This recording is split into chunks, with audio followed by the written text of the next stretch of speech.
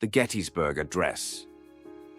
7 years ago, our fathers brought forth, upon this continent, a new nation conceived in liberty and dedicated to the proposition that all men are created equal.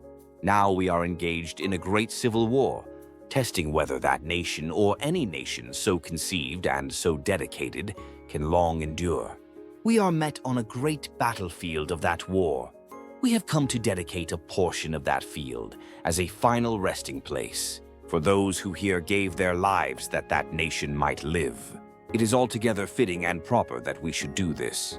But in a larger sense, we cannot dedicate, we cannot consecrate, we cannot hallow this ground.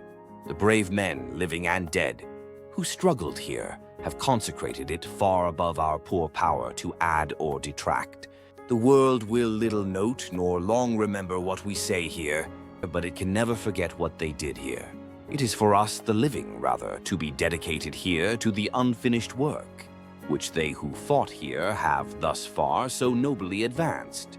It is rather for us to be here dedicated to the great task remaining before us, that from these honored dead we take increased devotion to that cause, for which they gave the last full measure of devotion. That we here highly resolve that these dead shall not have died in vain, that this nation, under God, shall have a new birth of freedom, and that government of the people, by the people, for the people, shall not perish from the earth. The Everett Copy. A critical essay on Lincoln's Gettysburg Address. Abraham Lincoln's Gettysburg Address, delivered on November 19, 1863, at the dedication of the Soldiers' National Cemetery in Gettysburg, Pennsylvania, remains one of the most celebrated speeches in American history. Though only 272 words long, it demonstrates the power of concision and clarity in political rhetoric. Lincoln was not the keynote speaker that day. The honor belonged to Edward Everett, a renowned orator who delivered a 2-hour address. Yet in just 2 minutes, Lincoln transformed a solemn ceremony of mourning into a profound meditation on national purpose, framing the Civil War as a test of the endurance of democracy itself. Historical context. The address followed the Union's costly victory at Gettysburg, a turning point in the Civil War. While thousands of soldiers lay buried, Lincoln chose not to dwell on military strategy or grief alone. Instead, he reframed the war as a struggle for the survival of a nation conceived in liberty and dedicated to the principle that all men are created equal. By invoking the Declaration of Independence rather than the Constitution, Lincoln elevated the moral stakes of the conflict, linking sacrifice on the battlefield to the unfinished promise of equality. Versions of the address. One fascinating aspect of the Gettysburg Address is the existence of multiple versions. Scholars typically highlight 5 manuscripts: the Nicolay, Hay, Everett, Bancroft, and Bliss copies. The Nicolay version is often considered Lincoln's first draft, possibly used at Gettysburg, though its roughness and missing phrases suggest it may not be a direct transcript of his spoken words. The Hay version, slightly more polished, contains notable differences in phrasing and punctuation. The Everett, Bancroft, and Bliss copies were produced later at the request of individuals for publication or charitable purposes. Among these, the Bliss copy, prepared in 1864, is the most widely accepted as authoritative since Lincoln signed and dated it. It is also the version engraved on the Lincoln Memorial.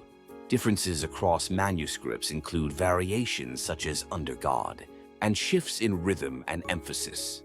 These small changes show Lincoln's meticulous attention to cadence and moral weight as he refined the speech to its final memorable form. Critical significance. The variations among manuscripts highlight the speech's dual existence, as both a spoken address and a literary text. They also underscore how Lincoln's rhetorical artistry lay in simplicity, short phrases, biblical cadences, and balanced contrasts, such as "the world will little note nor long remember." Ironically, the line itself proved false. The world has remembered precisely because of the elegance with which Lincoln gave voice to national ideals. Ultimately, the Gettysburg Address endures not only because of its historical context, but also because of its adaptability. Each version reflects a process of refinement, yet all convey the same message, that the Union dead had consecrated the ground, and that the living bore responsibility to ensure that government of the people, by the people, for the people, shall not perish from the earth. The speech remains both a eulogy and a manifesto, binding America's democratic experiment to the sacrifices of war and the promise of equality. It's time to study new words in context. 1. Score number. Definition: a score is a group of 20. It is an old-fashioned way of counting, often used in speeches or literature. Example: 87 years ago means 87 years ago. 2. Bring forth. Definition: to produce, create, or cause something to happen. Example: the teacher asked the students to bring forth their ideas for the project. 3. Consecrate. Definition: to declare something as sacred, or make it holy, often for a special purpose. Example: the ground was consecrated as a memorial for the fallen soldiers. 4. Hallow. Definition: to honor as holy or greatly respected. Example: the community gathered to hallow the memory of their ancestors. 5. Detract. Definition: to take away from the value, importance, or quality of something. Example: his nervous mistakes did not detract from the strength of his overall speech. 6. Celebrated. Definition: famous and respected for achievements or excellence. Example: she is a celebrated author, known around the world for her novels. 7. The keynote speaker. Definition: the main speaker at an event, whose speech sets the central theme or tone. Example: the keynote speaker at the conference inspired the audience with her vision for the future. 8. Dwell on. Definition: to think, speak, or write at length about something, often too much. Example: he tended to dwell on past mistakes instead of moving forward. 9. Invoking. Definition: referring to or calling upon something, often for support, inspiration, or authority. Example: the lawyer was invoking the law to defend his client's actions. 10. The moral stakes. Definition: the level of ethical or moral importance involved in a situation. Example: in the debate about human rights, the moral stakes could not have been higher. 11. Cadence. Definition: the rhythm, flow, or pattern of sounds or words, especially in speech or writing. Example: the preacher's voice rose and fell with a musical cadence that held the audience's attention. 12. Meticulous. Definition: showing great attention to detail, and being very careful and precise. Example: she was meticulous in her research, checking every fact twice. 13. Adaptability. Definition: the ability to adjust to new conditions or situations. Example: his adaptability made him successful in many different work environments. 14. Converge. Definition: to come together from different directions and meet at one point. Example: all the students' ideas began to converge into one strong project proposal. Comprehension questions. 1. Who delivered the Gettysburg Address and when? Answer: President Abraham Lincoln delivered it on November 19, 1863. 2. What was the occasion for Lincoln's speech? Answer: the dedication of the Soldiers' National Cemetery at Gettysburg following the battle, fought there in July 1863. 3. How does Lincoln begin the speech and what historical document does he echo?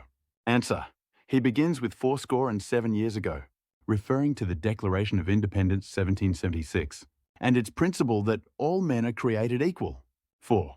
What great test does Lincoln say the nation is undergoing? Answer: the Civil War, testing whether a nation founded on liberty and equality can endure. 5. According to Lincoln, who has already consecrated the battlefield? Answer: the brave soldiers who fought and died there. 6. What does Lincoln mean by saying, the world will little note, nor long remember what we say here?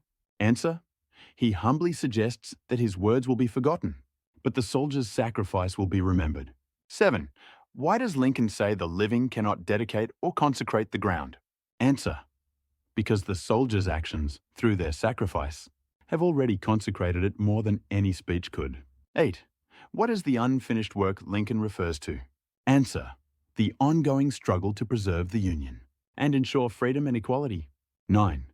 What does Lincoln call on the living to be dedicated to? Answer: to the great task remaining, to continue the cause, for which the soldiers gave their lives. 10. What does Lincoln mean by a new birth of freedom? Answer: that the war should lead to a stronger realization of liberty and equality in America. 11. What is the significance of government of the people, by the people, for the people? Answer: it defines democracy as belonging to, being run by, and serving the people. 12. Why does Lincoln use biblical rhythm and repetition in the speech? Answer: to give the address solemnity, emotional power, and memorability. 13. How long is the Gettysburg Address compared to Edward Everett's speech that same day? Answer: Lincoln's speech was about 2 minutes long, while Everett's lasted over 2 hours. 14. Why is the Gettysburg Address considered one of the greatest speeches in American history? Answer: because of its brevity, moral clarity, powerful language, and redefinition of the Civil War's purpose. 15. What is the lasting message of the Gettysburg Address? Answer: that the sacrifice of the fallen should inspire the living to preserve democracy and equality, so it shall not perish from the earth.